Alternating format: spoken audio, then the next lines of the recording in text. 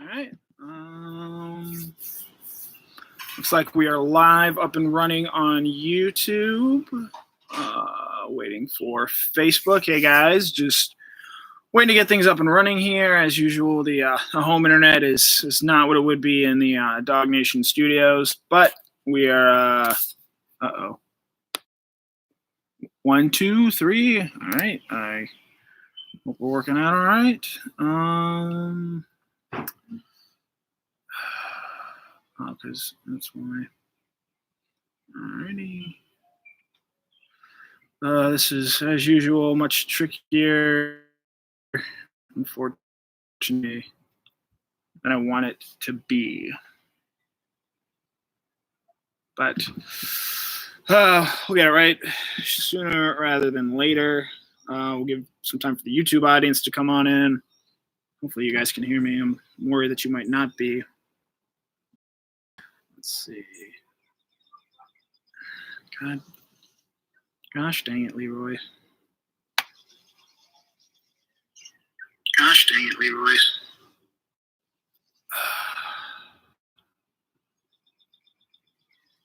It's never as easy as we would like it to be. All right, let's just close out. Go live. 3, 2, 1. All right, looks like we might be getting up on Facebook here.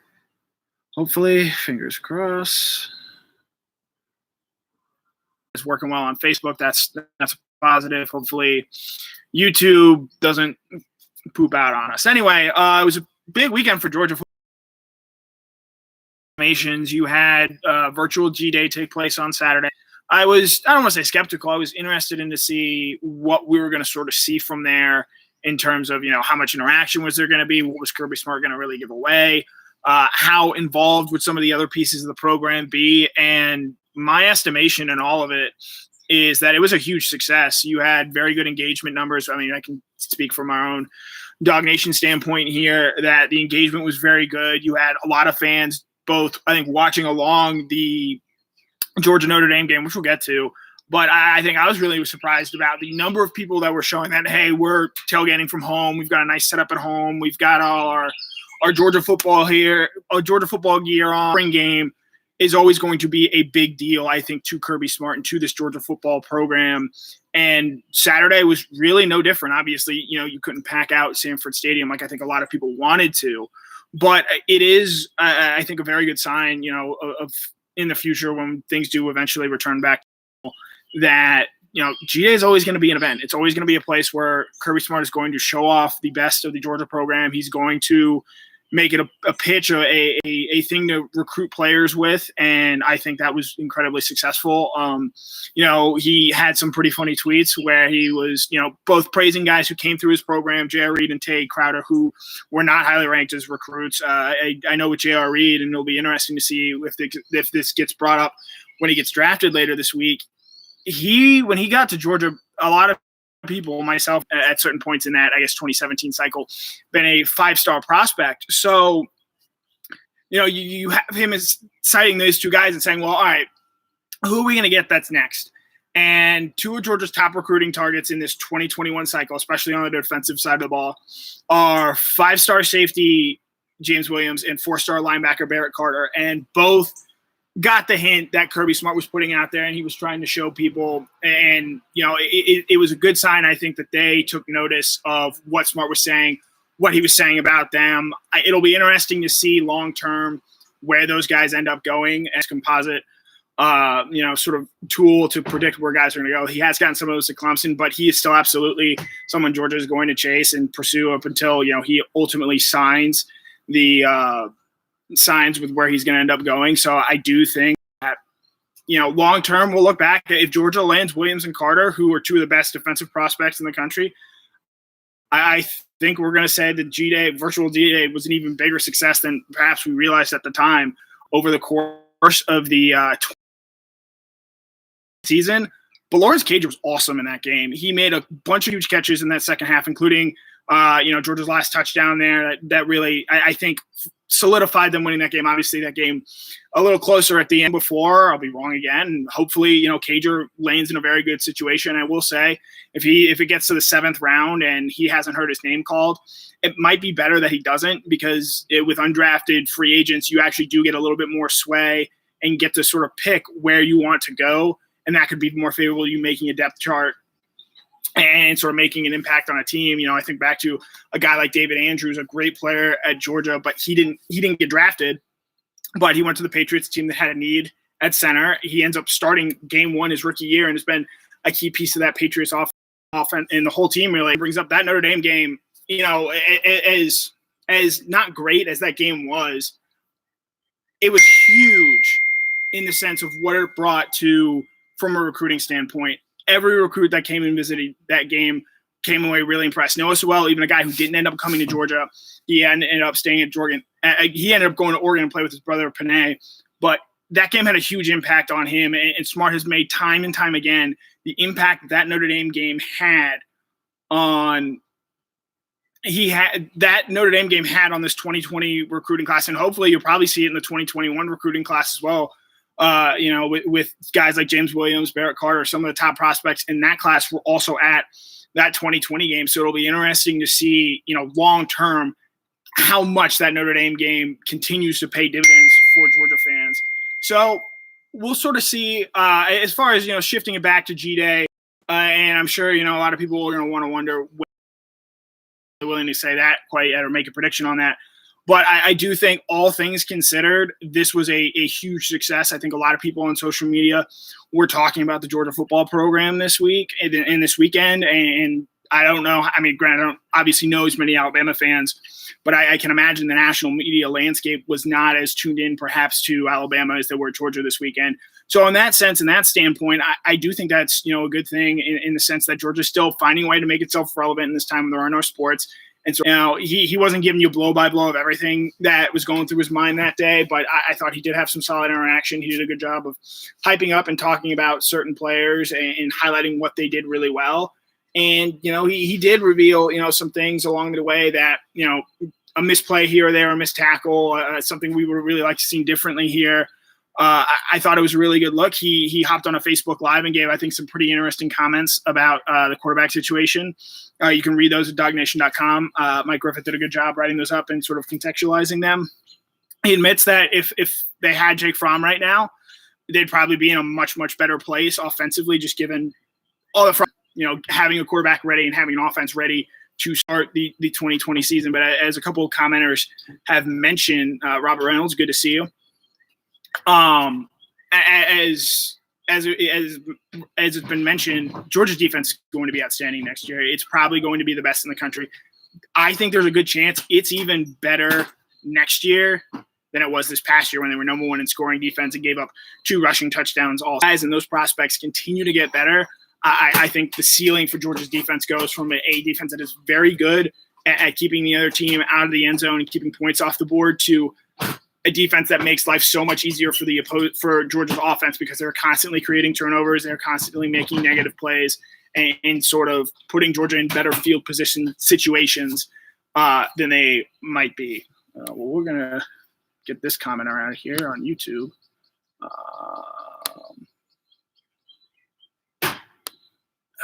Of course, we have a troll. My first real troll. Let's see, what kind of hate speech? There you go. All right. So anyway, transitioning a little bit here, obviously, G-Day was a very big success. I think, Zach Smith, I think virtual G-Day will have a big impact on our recruiting. Such an amazing atmosphere to showcase to quarantine recruits. Yeah, I like to think that, obviously they don't have it all over. They don't have SEC network all over the place. But I do think that the recruits that will tune in and watch, for those that weren't able to attend the game, you could still tell through the television what kind of an impact and what kind of an environment that hold on. You could tell that kind of an impact had on the result that day. I believe 6 pre-play penalties that move the ball consistently over the course of that game. So moving on from G-Day and how much of success I think that was. Jerry Pumpkin, good to see you. Stephen Carr, good to see you as well. Welcome in. We're just chatting here, talking some Georgia football, how things are going. As usual, the trolls are out on YouTube. So just talking some Georgia football here. Moving ahead, the NFL draft is this week. It is one of my favorite events to watch. Favorite Thomas is almost a lock to go in the first round. I think he's a top 15 pick, probably even somebody who could be a top 10, possibly top 5. I know the Giants are looking at an offensive tackle, and in my opinion, and I think a lot of experts, Andrew Thomas is the most ready tackle to come in and play right away. He might not have the upside of some of the other players, but I still think he's going to be a great pro. DeAndre Swift, I'm getting less and less confident that he's going to be a first-round pick, but that has nothing to do with his own abilities. I just think it's the way the draft is going to shake out, unfortunately, and sort of how running backs aren't necessarily as valued as they used to be. But I still think he's going to be a great player. I think if Kansas City wants to make their somehow terrifying offense even more terrifying, I think that he would be a great fit there. I think he can really help out that offense even more, especially pass catcher Carol Kemp. Hi from Maryland. Good to see you. So as much as he may not go in the first round, I think there's still a chance that he goes on to be a great player. Isaiah Wilson is another guy whose draft stock has really shot up here late in the process. There were a lot of people, including Mel Kiper, who thought that he should have gone back to school. I don't know if I agreed with that. I always thought he was going to be a second or a third round pick. And, if you're getting that kind of money, that's $4 or $5 million over the course of an NFL contract.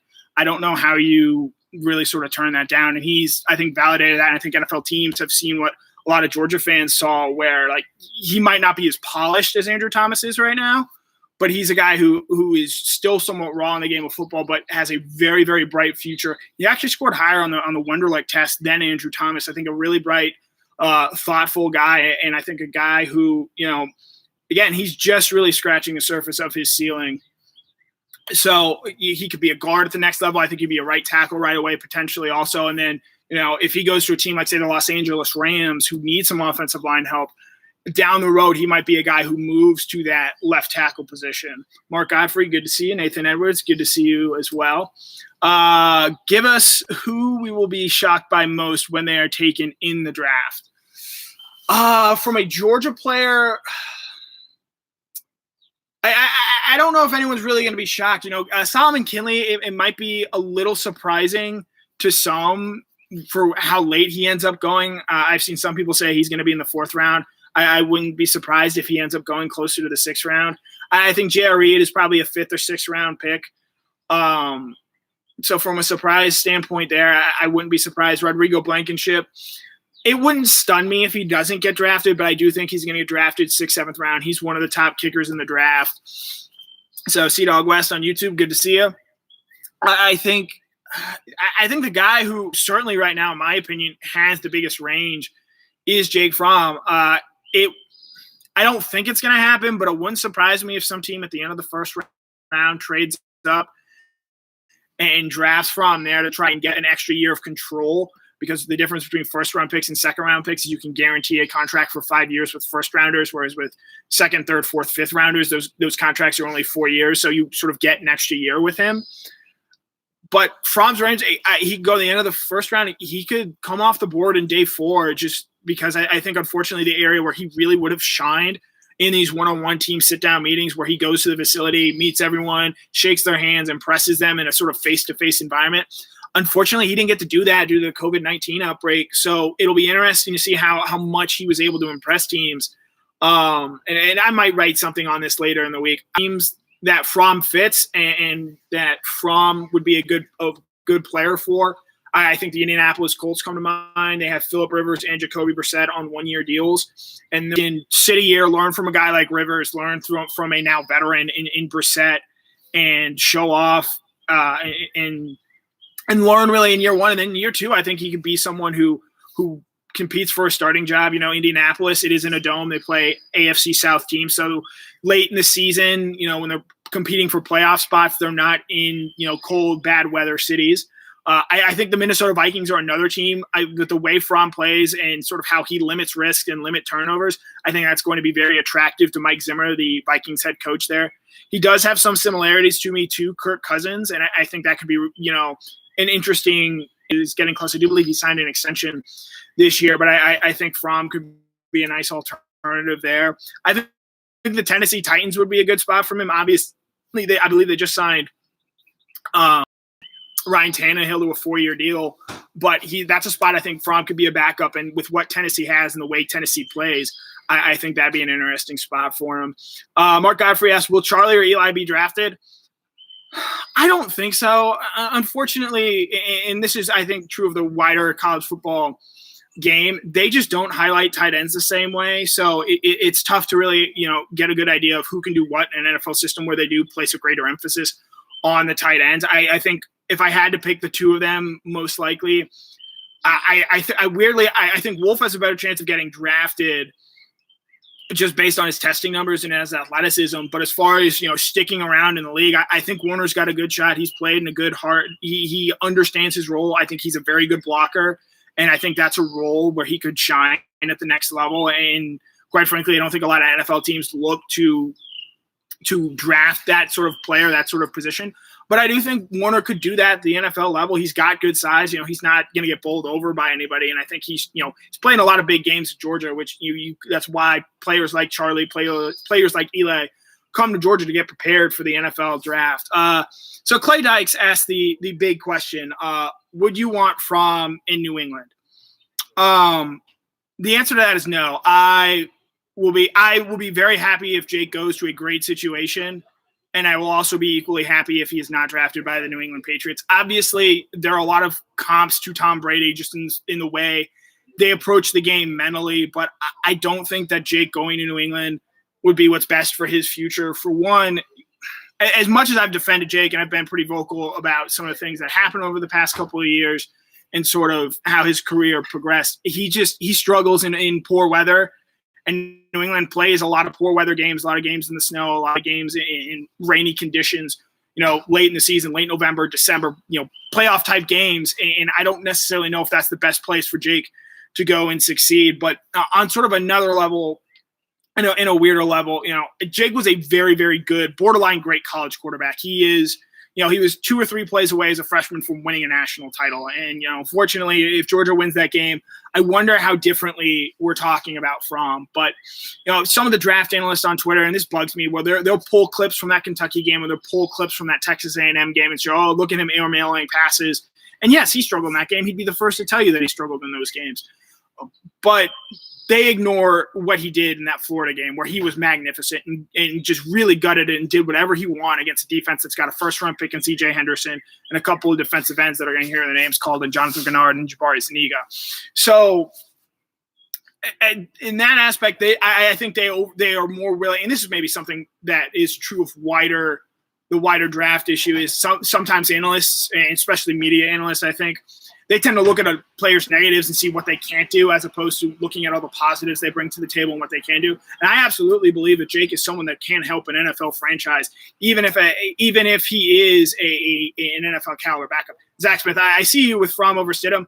I don't disagree. I don't think Stidham is the answer at the quarterback position for New England either. But with Fromm, and this is just like everything about his college career, about discussing him, it was never about really his own merits, unfortunately. It was always, well, let's compare him to Jacob Eason, the super talented guy who I do think is going to go and get drafted ahead of Fromm, and comparing him to Justin Fields, another guy who's incredibly talented.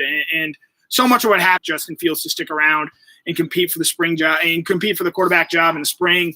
But Fields did not want to do that, or Ohio State, I believe, essentially guaranteed him a starting spot and, just had to cover him every day. It just got so exhausting, and it really does. It does wear on you at a certain point of, you obviously want to defend the guy, but then it just never stops. And I think at the NFL level, it's only going to continue. It's only, he's not doing this compared to guys like Justin Herbert, guys like Jacob Eason, guys who have better physical gifts than him. A year from now when Justin Fields surely comes out and is surely one of the top players taken in the draft, the comparisons to Fields and other top quarterbacks will begin again. And it's just something, personally, as much as I cover University of Georgia as a, journalist, try to not have any bias in there. I England Patriots, and I really would like to not have to worry about the discussion and discourse about Fromm when I'm watching my favorite NFL team on Sundays. So that's sort of my spiel on Fromm. I think if he goes to the right situation, really with all these guys, it's very dependent on them going to the right situation and going to a team that is going to try and use them and best optimize their skill talents. I think with Fromm more so than most, DeAndre Swift, I don't know what his ceiling is at the next level, as far as an every down back, but I feel like he's gonna make a couple of plays and make a team better early on in his career. So, as far as where they go in the NFL draft, I think Georgia is going to continue to churn out. They can go to Amarius Mims, who's a 5-star in the 2021 class. They can go to any offensive lineman in America, and they can say, all right, Andrew Thomas was a guy who came in super polished, was ready to compete and go from day one. Isaiah Wilson was a guy who needed a little bit of time to sort of Wilson was a guy who needed a little bit of time to get used to the college atmosphere, get used, reshape his body a little bit. But the fact that they were able to turn both those guys into top draft picks, I think says a lot. And they can go to any offensive lineman in America and show that not too many collegiate teams can. Stephen Carr weighing in on Jake. Jake is a super smart kid, not the best. He is smart. He did have the highest Wonderlic score test, and obviously that's not everything. But I do think that his elite skill is that he processes things and sees things very quickly. Obviously, he doesn't have Jacob Eason arm strength, but that's a lot of times overrated. Jamarcus Russell went as the number one pick, largely based on his physical tools, and he flamed out because he didn't have the mental side. I'm not concerned at all with Jake on the mental side. And, at worst, if he's a guy like Chase Daniels, he'll stick around, make $60 million as an NFL career backup, play in a few games. Just given that quarterbacks get hurt at such a high rate now. So Jake Fromm long-term is going to be fine. So, I don't blame Jake for leaving at all. His shoulders got heavy. Yeah, Fromm, and again, this goes back to sort of the discourse around Fromm. If he came back, and I thinking about this, he was a little similar to Aaron Murray in the sense that Aaron Murray did not get the appreciation that he really deserved until his senior year when he came back, and unfortunately, when he got hurt in that Kentucky game and tore his ACL, unfortunately, he never sort of got I think early on in his career when he did a lot of great things, got the respect and admiration that he really deserved. So.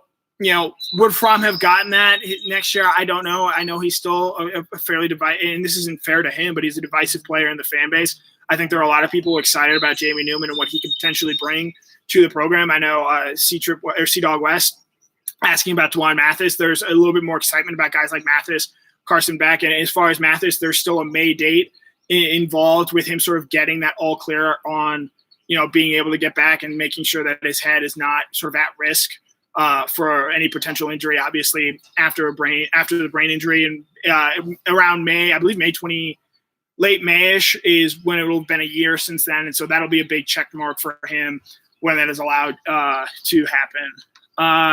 Stephen Carr, my internet is not fantastic at home, so hopefully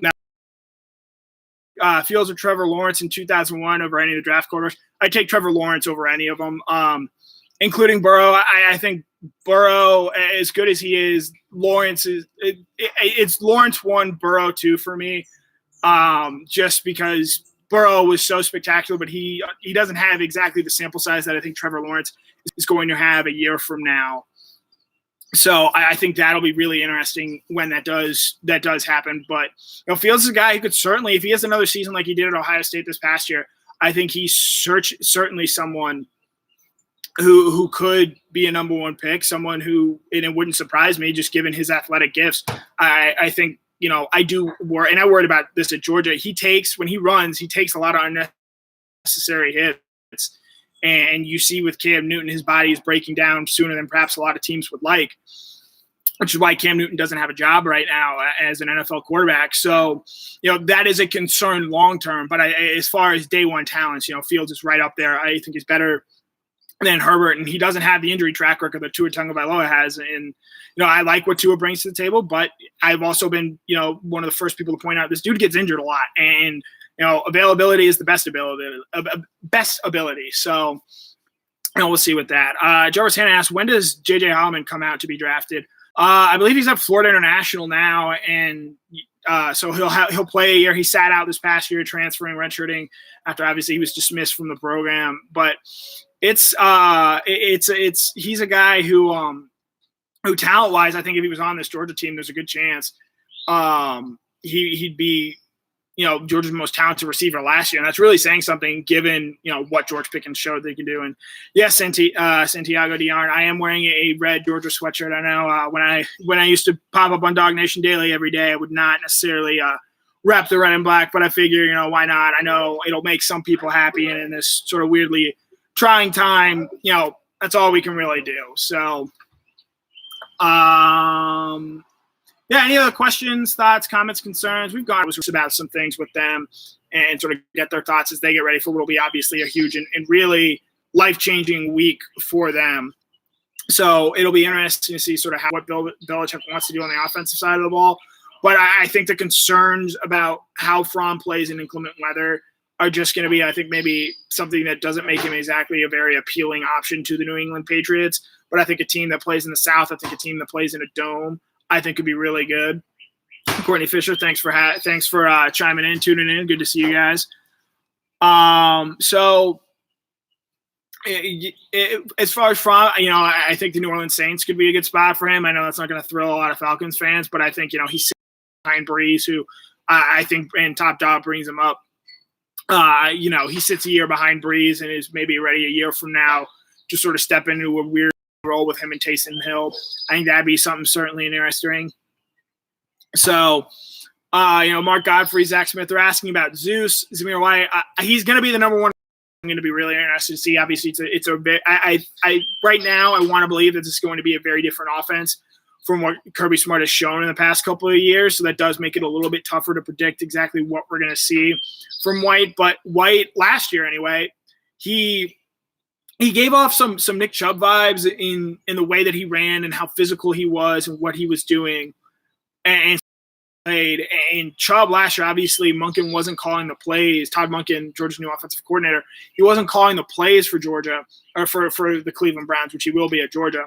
But Chubb had a fantastic season, I believe, just shy of 1,500 yards before Derrick Henry went off at the end of the season. He was leading the league in rushing, and I think Zamir is in a way similar to Chubb the way he was last year with Cleveland. And if that's the case, obviously we're going to see how he comes back from his knee injury, but the farther I think he gets away from that, the better off he's going to continue to be. And I do think it wouldn't surprise me at all if he has 1,200, 1,300 yards and is sort of a one and done at Georgia. And we're talking about him at the draft next year. So it would not surprise me at all. Clay Dykes, and this will be a good closing question. So the last 2 years, Georgia has been represented by a rookie in the Super Bowl. Sony Michel, and technically Isaiah went as well, but Isaiah did not play in that Super Bowl win for the Patriots over the Rams in Atlanta. Wanted to play in and win the Super Bowl. So Clay Dice, this is a fantastic question. Which rookie is most likely to be a Super Bowl champion? I'm going to go ahead and say year one. I think if Isaiah Wilson, if he goes to a place like the Rams, I think that if they turn things around, they could get back to there. I'm going to go DeAndre Swift because I think he's going to go to a team at the end of the first round. I weirdly feel really good about him going to the Chiefs. And if he goes to the Chiefs, that offense is once again going to set records, obviously, so long as Patrick Mahomes is still healthy. So if Andrew Thomas goes to the Tampa Bay Buccaneers, I could certainly see that. I will say that the one Georgia Bulldog I do hope the Patriots draft is J.R. Reed. I think he'd be a good safety for them. And he fits a lot of what New England likes to do defensively and how they play. So that's something I'm sort of interested in. Obviously, the Patriots have had a ton of success with Georgia Bulldogs in recent years. So we'll be interested to see there. But my answer to Clay Dyke's question is DeAndre Swift. I think the Chiefs make a lot of sense for him. I could even see the Baltimore Ravens making sense for him, just given Mark Ingram is getting up there in age. I think that'd be a good spot for him. So as always, it was great chatting with you guys. We've got about 30. we will have on Wednesday Before the Hedges with Jeff Santel. I believe we're going to do a Cover 4 live again with me, Brandon Adams, Santel, and Griffith. And then obviously every Monday at 10 a.m. or Monday, Tuesday, Wednesday, Thursday, Friday at 10 a.m. You're going to have Dog Nation Daily with the one, the only Brandon Adams. So that's always a great, fun show. So great seeing you guys. Thanks for tuning in. Stay safe, stay positive, and have a great week.